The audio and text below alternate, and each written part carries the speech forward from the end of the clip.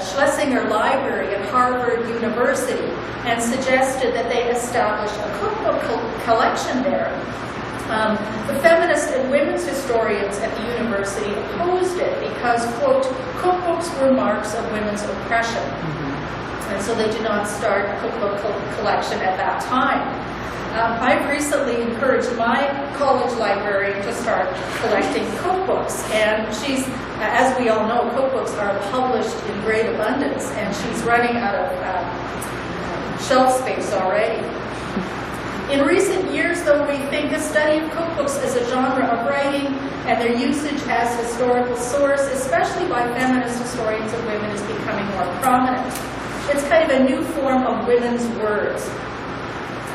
Cookbooks tell stories, as do all books, said Carol Gould in a study of Danish cookbooks. Even if they're not linear stories with a beginning, a middle, and an end. By reading cookbooks, we can learn about changes in the economy and the social makeup of society, in women's roles, and what it means to be a nation state and to be a member of a nation state. Analysts of community-based cookbooks suggest that in such volumes, women tell of their lives and beliefs and present their values. With limited access to recognized status-bearing discourse in public society, the printed and distributed cookbook was a form of public participation by women in a variety of organized settings: community, church, charity, other sectors of society. And indeed, the cookbook has at various times served to professionalize the everyday act of cooking. Well, this particular cookbook that you see, A Treasure for My Daughter, the full title is A Reference Book of Jewish Festivals with Menus and Recipes, is analyzed by Andrea Eidinger in our book. She combines textual and social historical analysis about this very popular Jewish cookbook, given to her as a young woman. Originally published in the 1950s in Montreal, it holds a special place of honor in many Canadian Jewish homes. She talks about how cookbooks, far from being, as I've already said, just recipes, provide a critical entry point into group efforts to create tools for creating a community ethnic identity, in this case Jewish. It demonstrates how, by promoting food customs through their cookbooks, women were actively involved in shaping the ethno-religious identity of their community, and in doing so, target specifically their daughters. So in the book, there are conversations. There aren't just recipes, but there are conversations between mothers and daughters about how to be a good Jewish woman, I guess. Excuse me. And there's another one page from her cookbook, appropriately spattered, like a good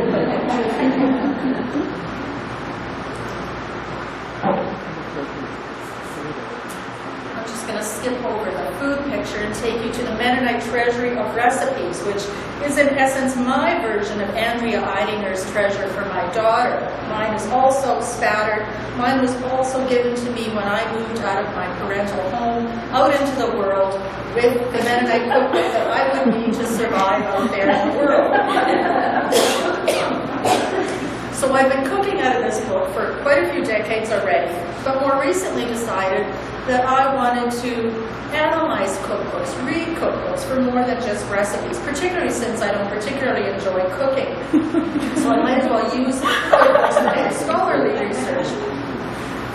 Well, my own chapter looks at mid-20th century Mennonite cookbooks focuses on a community for whom foodstuffs and foodways have often been cultural trademarks of community identity.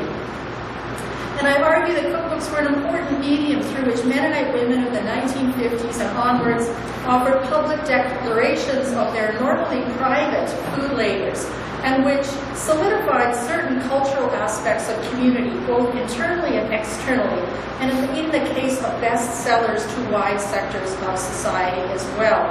In fact, I argue that cookbooks probably have told the world about Mennonites more than any other historical, theological, or other academic writings have done so, only by virtue of the numbers distributed and sold. So the Mennonite Treasure of Recipes was a small community cookbook endeavor published by a group of church women in southern Manitoba in 1961.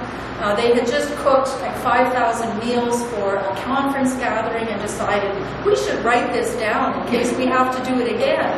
And so in fact, in the back of the book, there are several pages of how to cook for large groups. But they pared down their recipes and produced this cookbook that they thought might sell a few copies in their local church. It's still in print, published in 1961. It's still in print, and by 2008 it has sold 350,000 copies.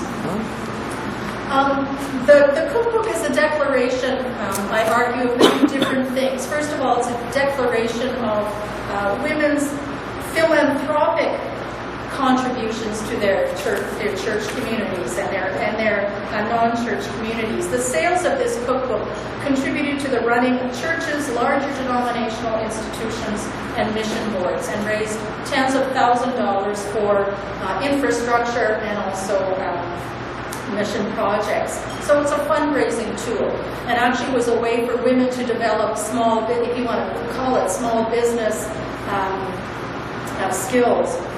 It was also a tool for nurturing ethnic identity. So one of the cookbook creators suggested that, well, we should add a section on Mennonite dishes.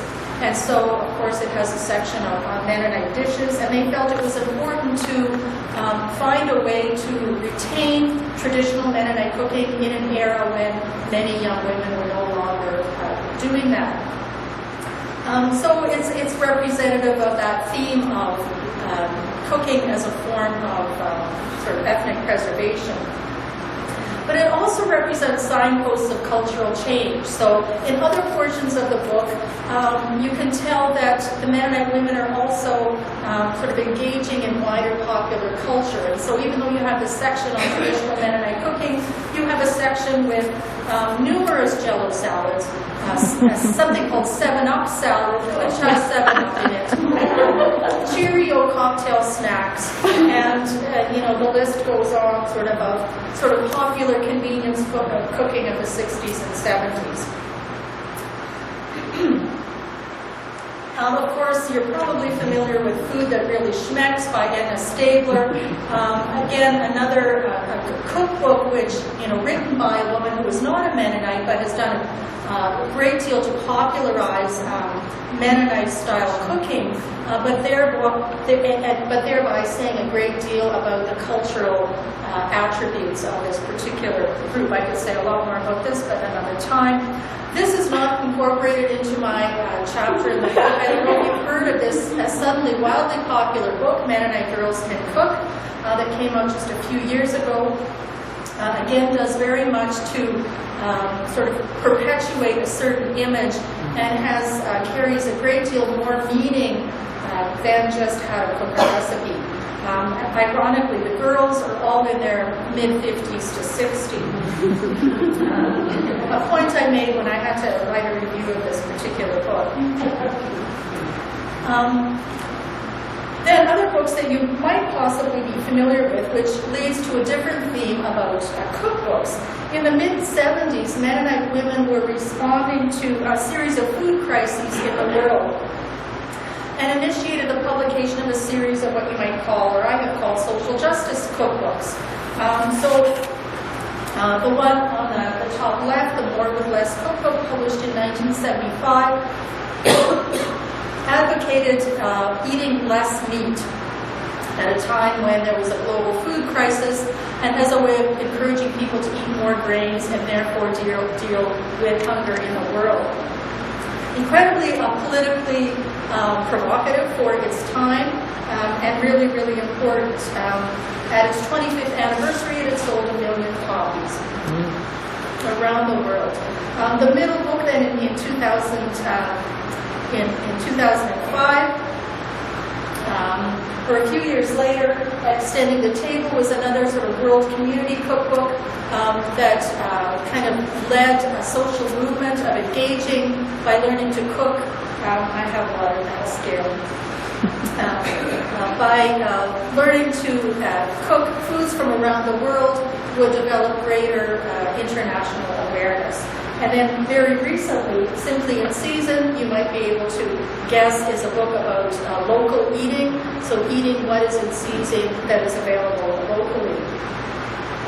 And in this analysis, I hope to show that to unsettle the easy assumption that cookbooks are simply the repository or representation of immigrant and ethnic women's roles as cultural bearers of an ethnic community's traditions. So it's not just the Mennonite Treasury or Edna Stabler variety or Mennonite Girls Can Cook variety, but it's also the social justice and ethical eating cookbooks require a rethinking of the simple static folk category.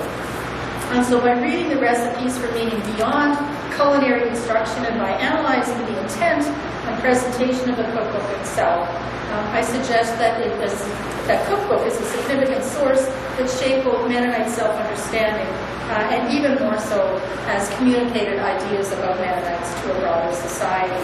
And women have been central in creating that identity. So that is a sample of our book that we hope stimulates your appetite for more. And I don't know if you have any closing words, Franca?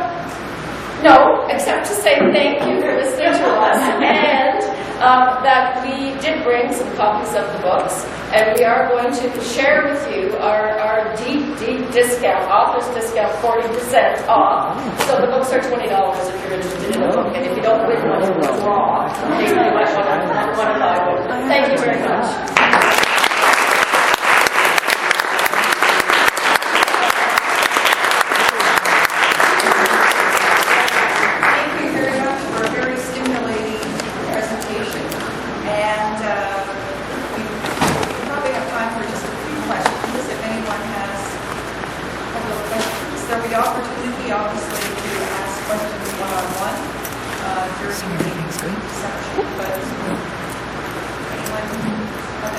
Any of the contributors want to revise or interpretations of their piece? Want to continue? We thought we should end with Jell-O. Everything starts new. So this is 7-up salad. This is Mennonite 7-up salad. So talk about ethnic mom and ethnic and mainstreaming. My mom bought that More with Less cookbook. I still remember seeing it on the shelves. The More with Less cookbook. It's just, she must have bought it when it first came out in the middle of the 1970s. It's very cool. That for the Shmax. Yes. As a wedding present, and I've used it. It is very standard. So. Yeah, and at the workshop when Andrew Iacovetta was doing treasures for my daughter, every Jewish woman in the workshop, everybody said, "I have one, I have one, I have one." Everybody had one, so that was interesting. I think Diane, you had a question. Yeah, I just didn't recall that interesting. Somebody was saying we're going to drive back after that one. I think Mr. was jealous. What is the origin of fascination with journalism?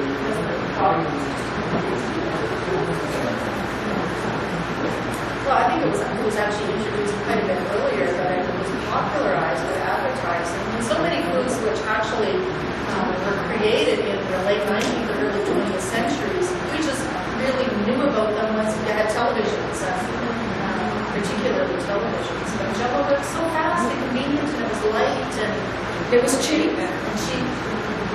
It was